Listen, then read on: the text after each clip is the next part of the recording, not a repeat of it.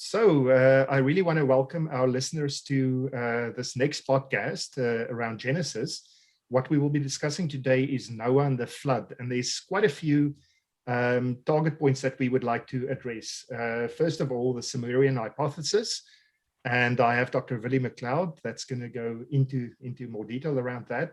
The dating of the flood, the origin of the flood stories, whether the flood was local or global. We're going to touch on a very interesting character, perhaps just for a short bit, Meshkiach Kasher. And then we're going to look at the mountain of Ararat and its location. So quite a few topics that will be covered. And I've got Pastor Carel Smith and Dr. Willie Mc Cloud to address those questions. So Willie, I actually wanted to start with the question, did the flood actually take place? And what is the archaeological evidence for that? Yeah, so Bey, it's a pleasure to be with you again on this program. And when it comes to the flood, it's first, let me say, I believe a flood did happen. What is meant by the flood and to what extent the flood covered the world, that's things we will be talking about today. So the first thing to consider is, remember, biblical tradition was first written down in the framework of the Bible by, we believe, by Moses. We've talked about the reasons why we believe Moses wrote down the primeval history, Genesis 1 to 11. Now that was about 1400 BC. But clearly the story that's being told in the primeval history is much older than Moses. It goes long before that period and that time. Now what is interesting is this story is not only found in the Bible, it's also found in the Sumerian tradition, it's also found in the Akkadian tradition, and it's also found in the Babylonian tradition. So in all these traditions, all the peoples that lived in that area had a very, very similar tradition, the flood hero, and also in all of their traditions, the flood was regarded not as a local incident, but as something that destroyed mankind. It was a global event. It's not only in the biblical tradition that we find this. So these traditions are clearly very similar. One have other flood traditions all over the world, obviously, but these traditions are very close to each other for the simple reason they come from the very same region, which is Mesopotamia and the countries towards the north in Canaan, where we find the biblical tradition. And I've argued previously on this program that this material, which we find in the primeval history, Genesis chapters 1 to 11, actually goes back to the prehistory of Israel. That's where the people of Israel's forefathers originated. And according to the Bible, they came from the land of Sumer. That was where Abram lived. He lived in Ur. Ur was one of the most important cities of the Sumerian civilization. Abram is slightly after the Sumerian civilization has come to an end, and is slightly before the Babylonians took over control of the whole of Mesopotamia in the time of Hammurabi. So really, what if you had to put a date? I think in your article that I read, you're referring to 3,400 BC. Yeah, that's regarding when we talk about the flood. Okay. So what I'm now just talking about is where Abram fits into history, and that's about 1,800, 1,850. 1,900. That's about the period that we relate to Abram. So that was more or less the time that he left. So I believe that material was brought from Sumer to Canaan by the Abrahamic family. So it's actually the same tradition. Now, when we go back in Sumerian tradition and archaeologically speaking in the history of ancient Mesopotamia, we find a moment in history where there's actually evidence of such a very large deluge, a large flood. And it's the flood layers that have been found in various cities all over southern Mesopotamia. For example, what best known is probably at Ur, the same city where Abraham originated from. Yes. And the flood layer in that town, this particular one I'm talking about, was 3.7 meters, the mud. So it formed a layer. So one can get an idea of 2.7 to 3.7 meters thick. It was discovered by Sir Willie. And it's also attested to in other cities in not only Mesopotamia, but also in Elam, that's more to the east. So what archaeologists at first, they thought, how should we understand this flood level? Now, what is interesting, it divides an earlier period, which we call the Ubaid period. So in the material culture, if you do an archaeological dig throughout Mesopotamia, you'll find first the Ubaid period. So it's the same kind of culture that's found throughout the area. Then we find this flood layer and the flood. And after that, we find another period which is differentiated from the earlier period by a different material culture, which means the art and everything is different. It's a different culture. So this flood level divides Mesopotamia. So it's not just a local flood where a certain river has overflowed its banks or something like that, which happened later on, for example, in Kish or so. This is not what we're talking about here. So geologists are of the opinion that what happened is somehow the sea actually overran the land. It was not the rivers that actually caused the flood. Something happened and the sea overran the land. And this was a massive event. And it destroyed the civilization. And especially in southern Mesopotamia and also in Elam, we have very nice evidence. And what is nice here is we can historically date the moment when this flood took place. We will also later in the program discuss other places throughout the world and other evidence later on. But what is important in this stage is this flood level is important because in the Sumerian king list, this is how the flood is understood. Because we see that in the Sumerian king list, the earlier rulers before the flood were said to have ruled in Eridu. Now that's consistent with the Ubaid kind of culture.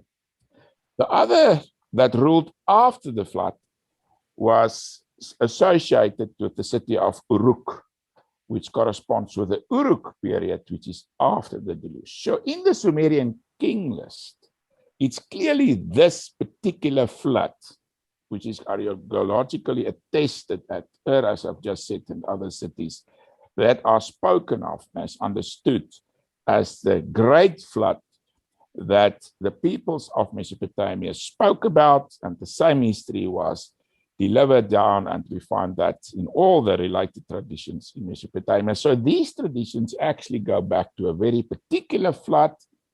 This flood happened about 3,400, depends on the chronology you're using. I'm using the low chronology. In that chronology, it's about 3-4 BC. But in other chronologies, which make more use of the chronology, even push it back towards until about 4,200 BC. But I don't agree with that. But anyhow, that's important because later on we'll compare other dates throughout the world, which also use the chronology. And that's a nice relative date. So if we can, all of the dates that's in terms of the chronology, we can compare them. And in that way, we can consider whether we can talk about a worldwide flood. But when it comes to an absolute date, this date has to be lowered, in my opinion. And the best date, according to the chronology that I'm using, and which has also been published, is about 3,400 BC. Yes. So it's literally, you've got a Eridu, and then there's a line, something happens, and then you go into Uruk. And absolutely. That period. Yeah. So, and it's very, very distinct. So just according to the article. that I read Yeah. as well. Okay, so Carel, did you? I sort of wanted to ask Carel, when you look at the dating, and then you look at the traditional Christian view, what does the traditional Christian view say about the dating of the flood? I'm putting you on the spot now. Yeah, of course, there is a difference. The Masoretic text, which we use, places it later. And Willie, last time I think he mentioned the Septuagint, which helps us to get to a better date. Willie, maybe you can mention something of the Septuagint's date, if you'd like. Yeah, so the Masoretic text, actually, that's the Hebrew text. Now, the Hebrew text we're talking about now, which is called the Masoretic text, is actually a relatively light text because it goes back to Yamnia, where a certain group of Jews in about the year 90 decided on this particular Jewish text. Now, what is interesting about the Septuagint, that word is derived from 70. And that refers to the 70 learned Jewish scholars that came together 2.5 centuries before the time of Christ, in about the 3rd century BC, so 250 BC in Egypt, and they translated the best Hebrew text of the time into a Greek, and that became known as the Septuagint.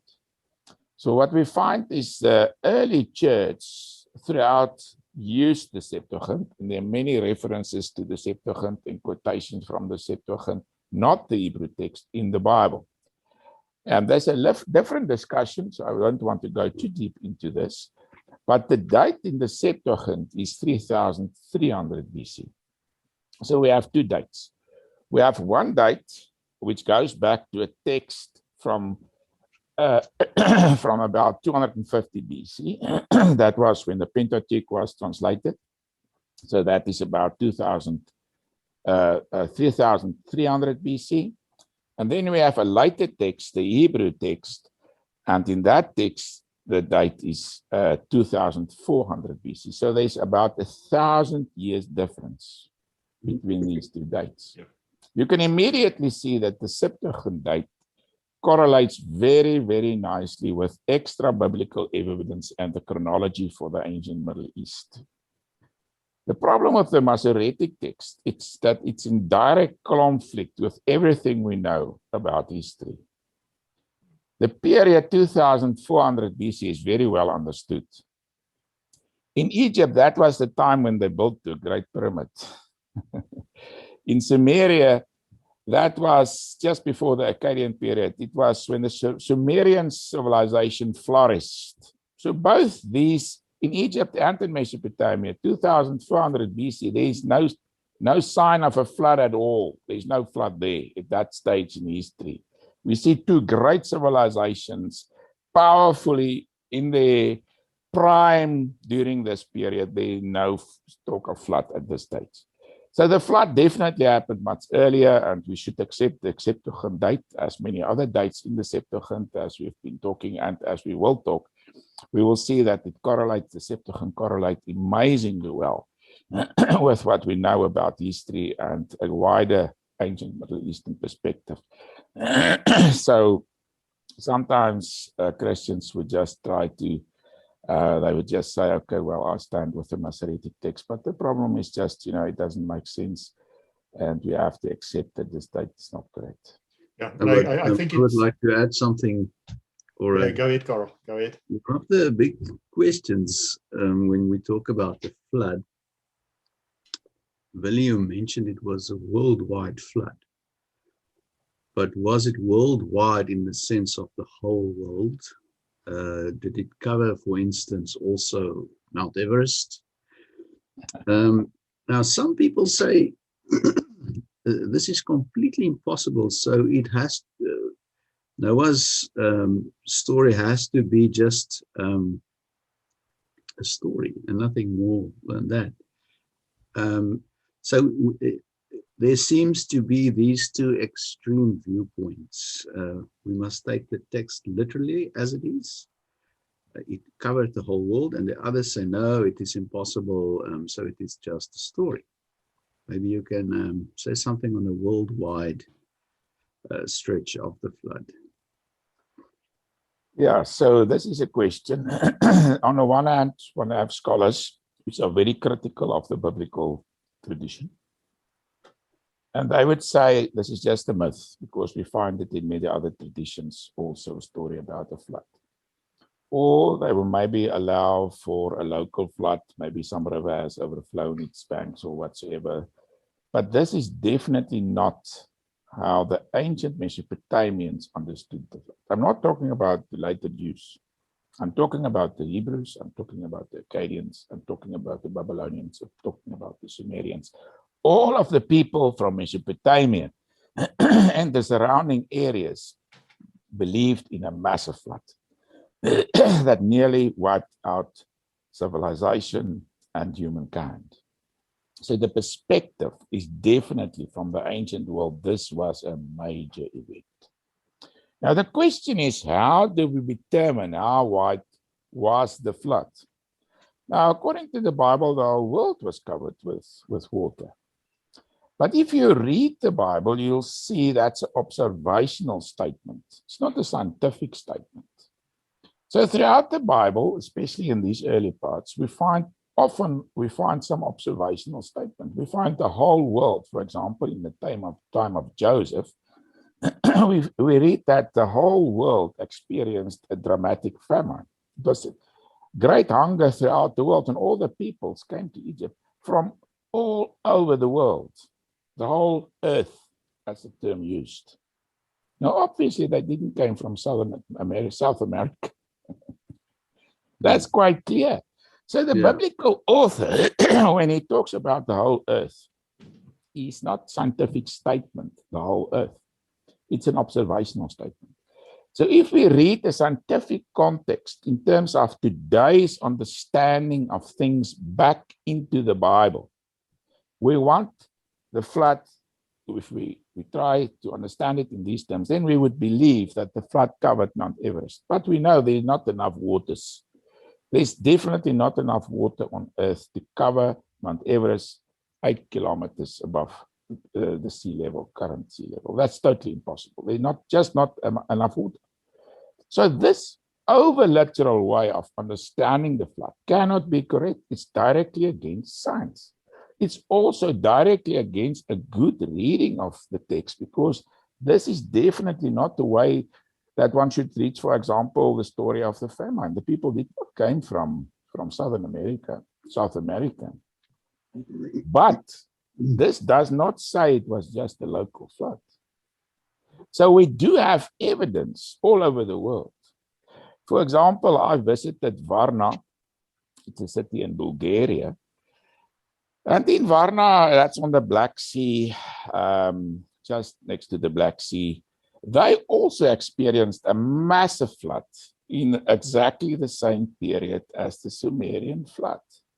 And there at that stage flourished a highly advanced civilization, which was totally destroyed by that particular flood. It's often called the Black Sea flood. It was exactly the same period. If we go further westwards, we find in the same period that at Clare, our little town of Clare in Great Britain, there was a short while ago, a few years ago, scientists discovered a small layer, a black layer of stuff. And the moment that it was exposed to the air, it dissipated. But when they analyzed it and studied it, they see it was a remnant, it was what leftovers, we can say, of a tsunami that overrun that area in about exactly the same time. Now, some people would even argue that this was actually the time when the British Channel, this land that's dividing Britain from from the European Union. Now, this area once was just, it was connected and people moved between these areas. And it's called Dogger Land. And this land mass were finally submerged in exactly about 4,200 BC. That's now the dendrochronological date. So in all these areas, we find something that's extremely interesting. We find signs of a flood. We find this massive tsunami in Ireland, clear in southeastern Ireland, dating about to this period. We know that Doggerland, this area between Britain and Europe, this land mass was covered by water finally during this period. I've already referred to the Black Sea flood. All of these and the Sumerian flood, it's in the same period. Dendrochronologically speaking, it's about 4,200 BC. And when we move to an absolute chronology, I would believe that we should lower it to 3,300 or 3,400 BC. So what we find is worldwide, there are clear signs of a massive flood. What is even more interesting is that before this dramatic event that hit the world, in Europe, there were a European-wide, a pan-European, as they call it, culture. It's called the LBK culture. That's what it's called, the LBK culture. And now what is interesting about this linear pottery culture is that during this exact period, this culture disappeared. So it's exactly the same that we found in Sumer. Before the flood, there was the Uruk. Not the Uruk, the Ubaid culture, but we refer to the Ubaid culture. So in Europe, we had a different culture. It's called the LBK, the linear pottery culture. That was before these flood events. And suddenly, these people, these farmers, disappear throughout Europe. And their style, their building style, their long houses, the kind of stone tools they used, everything disappeared. They were somehow, this whole culture, those people spread throughout Europe, disappear, and new people appear afterwards. And how they could relate it and connect it are difficult things to explore and so forth. But all of this is good evidence to believe that there was a worldwide event, a massive event. Something happened, most probably the axis of the earth tilted or something, causing massive floods in Sumer. The sea overran the land in the Black Sea area. That area was the whole civilization that was at that stage established next to the Black Sea was destroyed. The whole culture throughout Europe, this pan-European culture, this LBK farming, the farmers, all of these people, this culture disappeared. So clearly it's a worldwide thing. Now, the problem with flood layers is extremely difficult to find them in the archaeological terms. It's not easy to find them because a flood happened, people moved the ground, they built on top of their houses. And so it's not easy to find evidence of a flood. But when we compare all this evidence, I think we have good reason to believe in a worldwide flood. So I do not believe that the waters covered the earth and Mount Everest was also covered with water. That's scientifically impossible. That's not what the Bible says in my way of thinking. But that it was a massive event and that the Bible is definitely in line with what we find in the rest of the ancient Middle Eastern tradition, there can be no doubt it was a massive event. And the story about Noah is also not only in the Bible, we find very similar stories in the other traditions. So I think we can say with very good reason that when considering the evidence, we can believe it was a worldwide flood if we qualify it in certain terms, and we can believe the biblical story. So Willie, my next question would be, after the flood, the ark came to rest on Mount Ararat. So there's obviously a difference between where the ark actually ended up according to popular culture and what happened on the Sumerian side, if you look at the Sumerian context. Can you say a bit more about that and where we suspect the error might have come in with the current viewpoint? Yeah, so Ararat, the mountain of Ararat is presently in Turkey.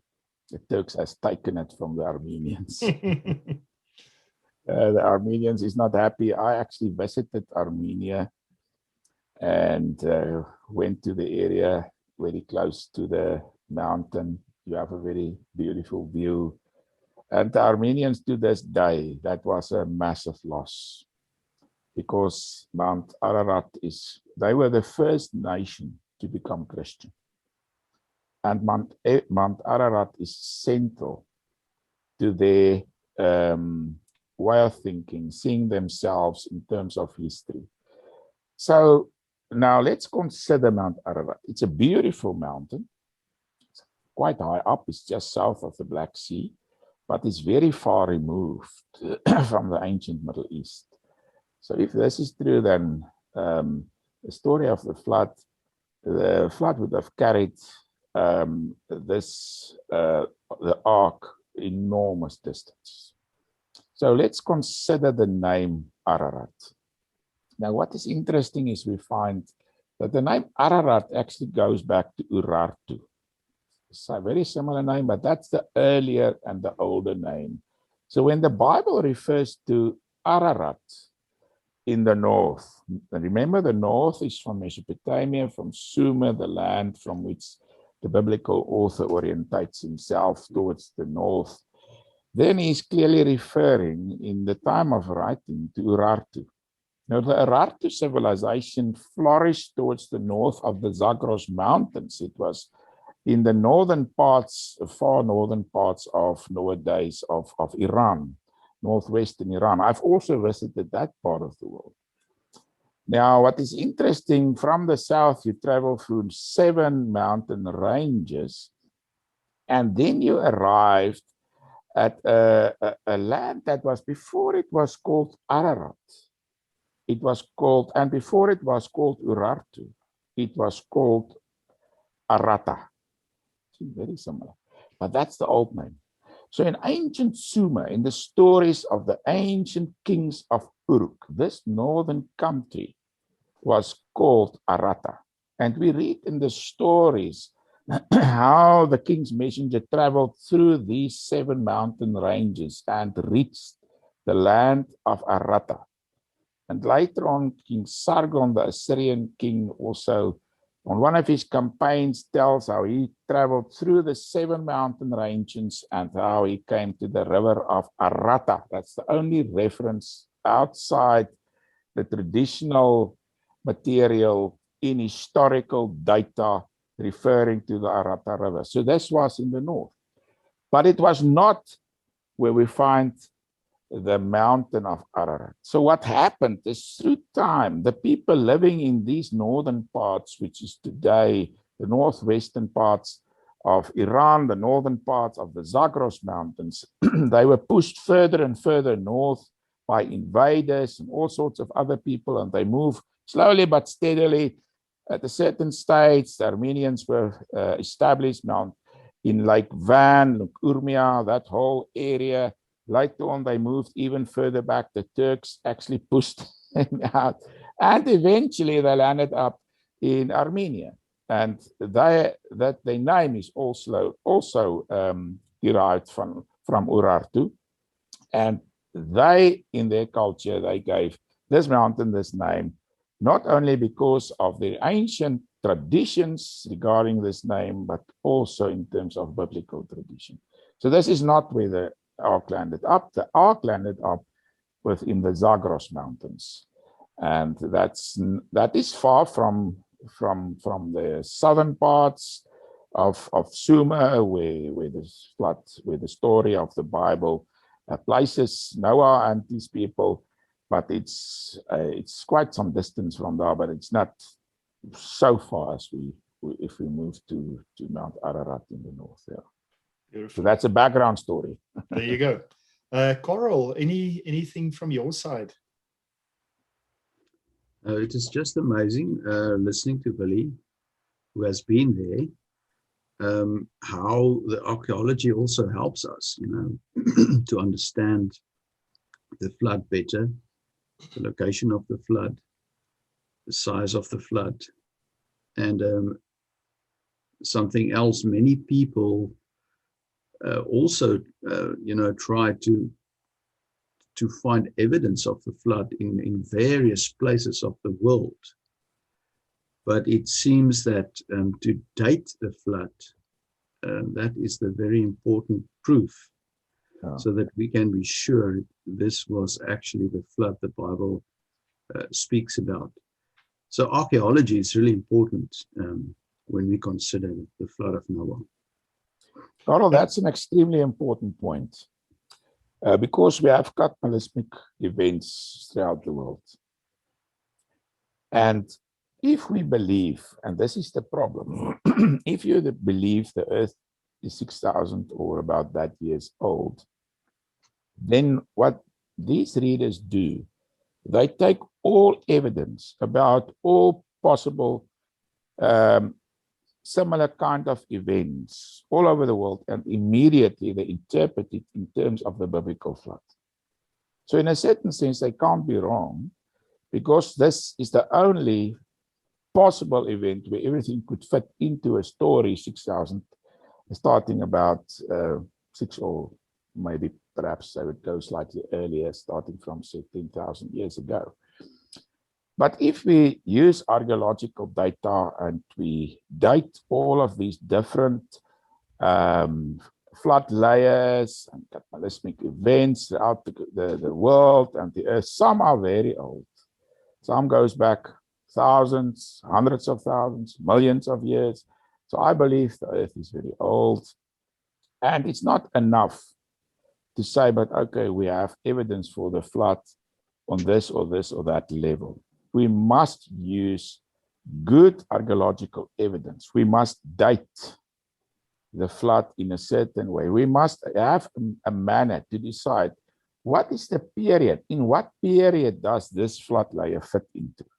And it's not good enough just to use any evidence and just believe it's related to the flood. Because in my view, I believing in an old earth and believing it's consistent with the Bible, as we've already spoken, we've discussed Genesis 1, and so it's very consistent with an old age of the earth and so forth. So once we see it in those terms, it's not good enough just to say, here is some kind of cataclysmic event that has happened. It's not good enough. You have to date it. There must be good evidence to secure the particular date that this event happened. And once we not just take any evidence all over the world that relates to a flood and believe it's a big flood, this is the delusion the Bible is talking about. This is usually done. This is not the right way. We must secure it through good evidence on the ground. And this is what I've done regarding the flood layer, not only in Sumer, but also at the Black Sea, in Ireland, and in the rest of Europe. So this is why I'm saying there was a worldwide massive event and deluge accompanying it during that particular period. So, Willie, if we date the flood within the Sumerian context, is there any evidence of a Noah in that specific period and his family? And then do we have anything that pops up in the Sumerian king list that relates to that as well? I think that'll sort of strengthen the whole case as well. Yeah, so what we find is in Sumerian tradition, we have a person called Suider, who was the last antediluvian king in Sumer. That's the one living before the flood. And also in Akkadian tradition, he is called Atrahasis. That's just other names for Noah, the biblical Noah. And so there are various traditions about this particular person that built a large boat, and very similar to some extent with the biblical story. But I believe the Bible, the biblical author, did not borrow from the Babylonians. I did not believe that. I believe what we have is parallel traditions. So there was a Semitic tradition in which the story was handed down, connected to the forefathers of Abraham. And it was in those circles that this story was handed down about this real flood that happened. And this is the one we find in the Bible. From that very same event, other traditions developed, telling the very same story, maybe in other terms or other details and so forth. But the stories are similar enough to believe they go back to the same original event. But they're too different to believe that the Hebrew story was borrowed from the other story, from even the Sumerian story. So there's a large enough difference between the stories to believe that the biblical story stands on its own feet. It was handed down in its own terms as a tradition, and a believable tradition, and that's why we believe in the story. But in other traditions, as I've mentioned, we also have reference to this very same Noah person. Yes. And then if we can just sort of slightly touch on Meshkiach Kasher, would you be able to just sort of place him in? Yeah, so this is also a way to just date the flood. So let's have a look at the biblical story. So in the Bible, we read about the flood. And then after the flood, we read that Noah and his sons populated the world. And we read about Kish, Am and his son Kish. And Kish, he had a son called Nimrod. And Nimrod is very well known, about the Tower of Babel. And I believe somewhere in the near future, we will, as Lord willing, be talking about the Tower of Babel also. But what is interesting is that this family of Kish corresponds closely with a similar family in Sumerian tradition, also ruling after the flood in Sumer. According to the Bible, Nimrod ruled in Uruk. Now, Uruk, remember, the period we're talking about referred to the period after the flood. It's called the Uruk period. Uruk was the main city. And in the biblical tradition, this is exactly where Nimrod ruled. Nimrod belonged to the family of Cush. And we'll go into much more detail at the later stage when we talk about the Nephilim and these kind of interesting things. But Kish corresponds with a person called Meshkiach Kasher. So Kash is a shortened form of Meshkiach Kasher, and Kash corresponds with Kesh in the Bible, Cush in the Bible.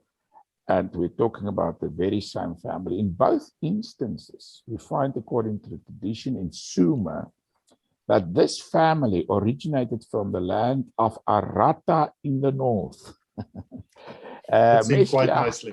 Meshkiach Kasher's son is called in Merkar, and he was a great builder king, and he ruled in Uruk. And according to the stories about him, he was born and raised in the land of Arata. In the biblical story, Noah, they ended up on Ararat.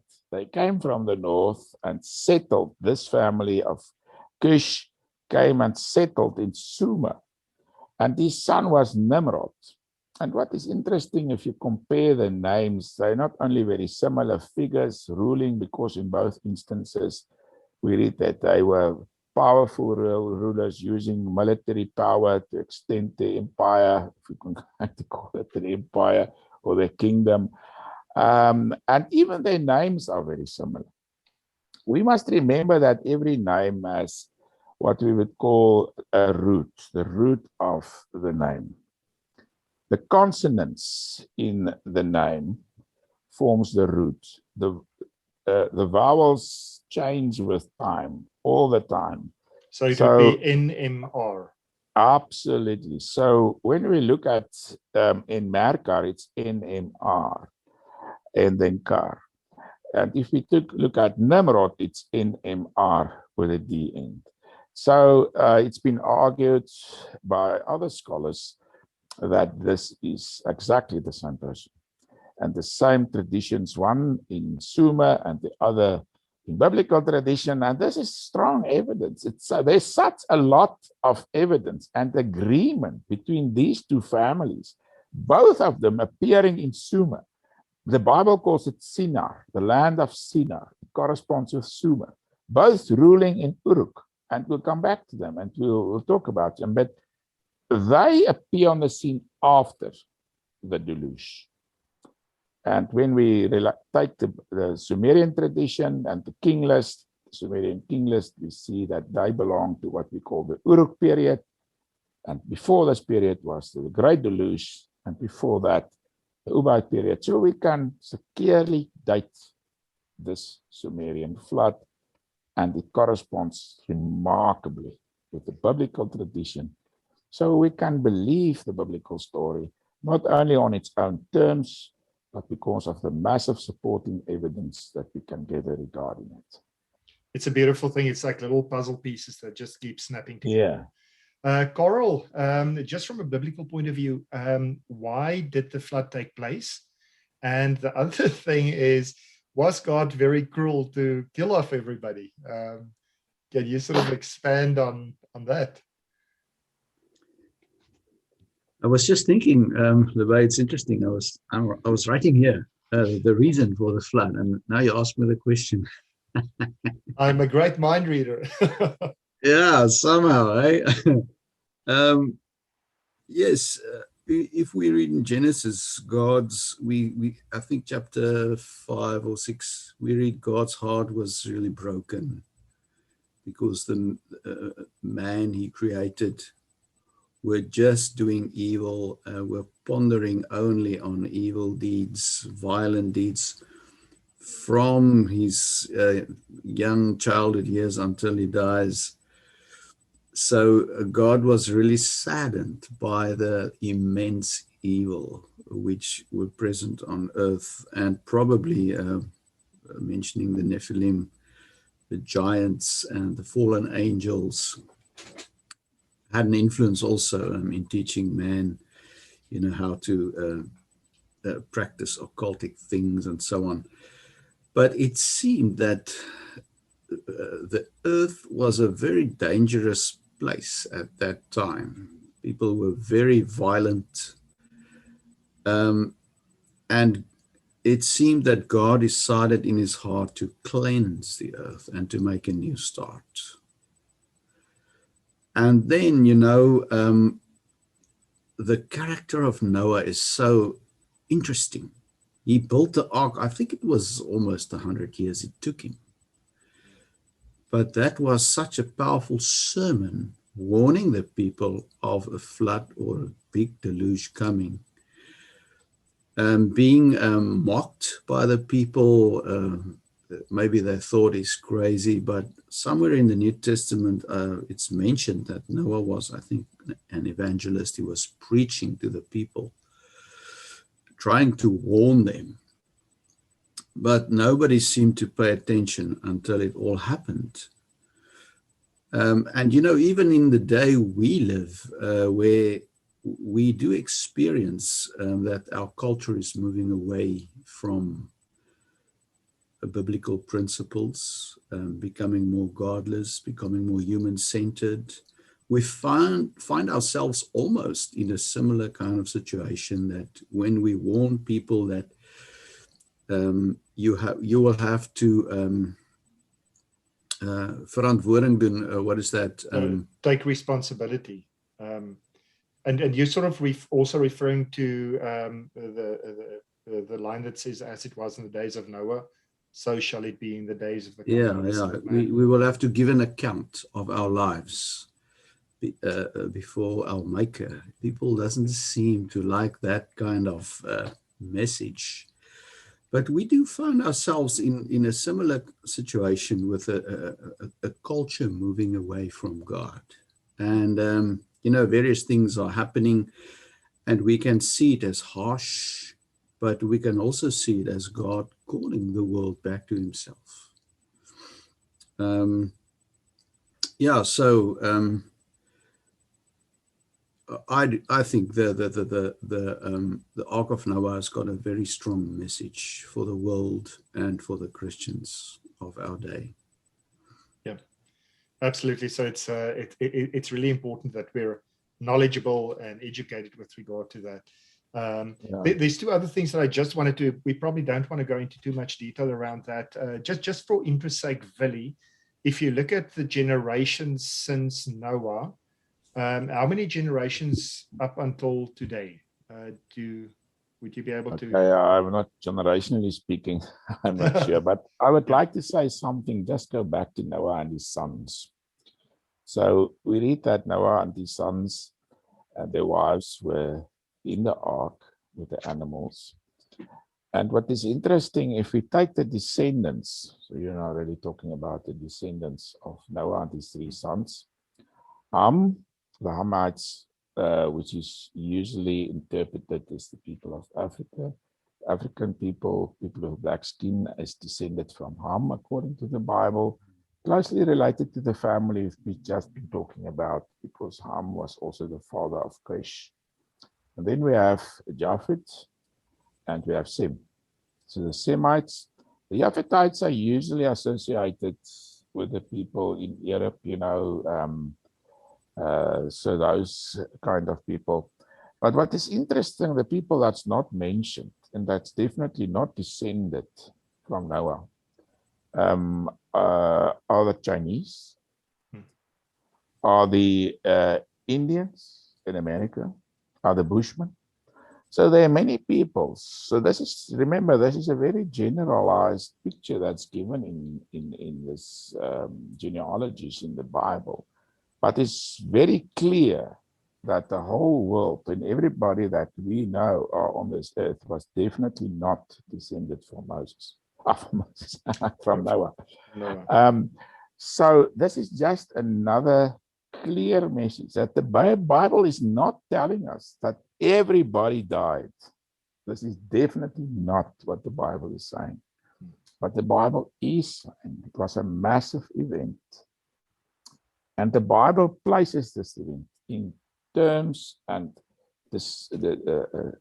discuss this event in terms of God's overall plan for man. And what Carl has, I think, explored very nicely and stated quite clearly is that God has a plan, but God is righteous and God judges sin. And there's something that we don't hear often in our day. We hear often God is love, and God is love. But in this instance, God punished sin, and he allowed this event upon the world. Many people were killed. And what the Bible says, in the end of days, we will find the same rebellious generation. People that will be rebellious against God, against God's law, against God's moral law. And we're moving towards that quite fast, because there are a great rebellious spirit throughout the world against God. And if you read Revelation, we find that terrible things will happen according to the Bible. And this will be God's judgment. Because at the end of the day, God judges every single person. And the question is, I think we should also consider this, our standing with God, whether we are forgiven, whether we belong to him as one of his children. Because in an age like this, that's moving away from God and it's rebellious against God, that's actually, we find in the New Testament that the flood is used as an example of what God has done in the past and what we will do again in future. Yes, beautiful. I think that's the perfect way to basically stop the podcast. I just wanted to really thank you guys. This has been really, really interesting, and I think we did answer a lot of questions that people might have. We will be posting this on the Bible GPS page as well as the Core Ideas page, and with all of the links. And I actually have already posted the article that you wrote to, Willie. And again, I think that readers should also go, listeners should also go and read the article for themselves and ponder it a little bit, Because this is important things, and so you should consider all the facts on the table. Without a doubt, without a doubt. And if there's any other questions, you guys have the links, just notify us. Thank you very much. Thanks, Carel. Thanks, Willie. Thanks, Bey. Thanks, everyone.